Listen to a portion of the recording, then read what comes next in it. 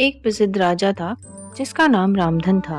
अपने नाम की ही तरह प्रजा की सेवा करना ही उसका धर्म था। प्रजा भी उसे राजा राम की तरह ही पूजती थी। राजा रामधन सभी की निष्काम भाव से सहायता करते थे, फिर चाहे वो उनके राज्य की प्रजा हो या अन्य किसी राज्य की। और इसी वजह से वह दूर दूर तक प्रसिद्ध थे। उनके दानी स्वभाव और व्यवहार के गुणगान उनके शत्रु राजा तक भी जाया करते थे। उन राजाओं में एक राजा था भीम सिंह, जिसे राजा रामधन की इस ख्याति से ईर्ष्या होती थी। ईर्ष्या के कारण उसने राजा रामधन को हराने के लिए एक रणनीति बनाई और कुछ समय बाद रामधन के राज्य पर हमला कर दिया।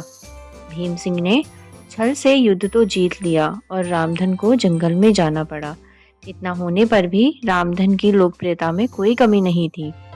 हर जगह उन्हीं की बातें चलती थी, जिस कारण भीम सिंह को बहुत ईर्ष्या हुई और उसने राजा रामधन को मृत्युदंड देने का फैसला कर लिया। उसने ऐलान किया कि जो राजा रामधन को पकड़कर उसके सामने लाएगा वो उसे 100 सोने की दीवार देगा। दूसरी तरफ राजा रामधन जंगलों में भटक रहे थे। तभी उन्हें एक राहगीर मिला और उसने कहा, भाई, तुम इसी जगह के लगते हो, क्या मुझे राजा रामधन के राज्य की तरफ का रास्ता बता सकते हो? राजा रामधन ने पूछा। तुम्हें क्या काम है राजा से? तब राहगीर ने कहा, मेरे बेटे की तबीयत ठीक नहीं है, उसके इलाज में सारा धन चला गया है। सुना है राजा रामधन सभी की बहुत मदद करते हैं, सोचा उन्हीं के पास जाकर याचना करूं। यह सुनकर राजा रामधन राहगीर को अपने साथ लेकर भीम सिंह के पास पहुंचे।